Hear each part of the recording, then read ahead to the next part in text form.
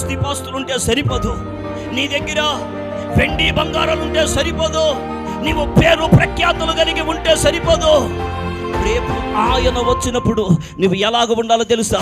సరి అయిన అభిషేకం నీ దగ్గర ఉండాలి, సరి అయిన ప్రార్థనా జీవితం ఉండాలి, సరి అయిన ఉపవాస అనుభవాలు ఉండాలి. దేవునితో నువ్వు నడవాలి అంటే నీలో పరిశుద్ధత, పవిత్రత, ప్రార్థనా జీవితం, నీ యథార్థత, నీ భక్తి జీవితం ఆయన మెచ్చేదై ఉండాలి. ఏమి ఉపేక్షించుకున్నావు? ఇంకా మందిరానికి వస్తున్నావు కానీ నేను నాది అనేది చావట్లేదే.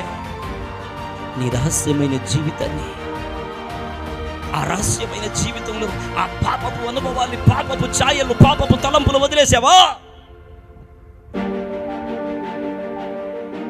యేసయ్యను వెంబడించే నీవు కొన్ని విషయాలు ఉపేక్షించుకోవాలి.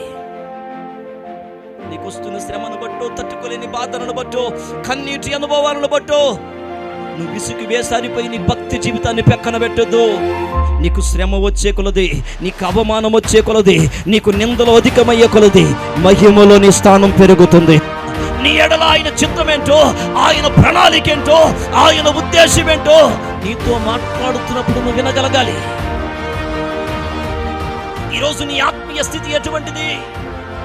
దేవుని స్వరమును వినే రకమేనా?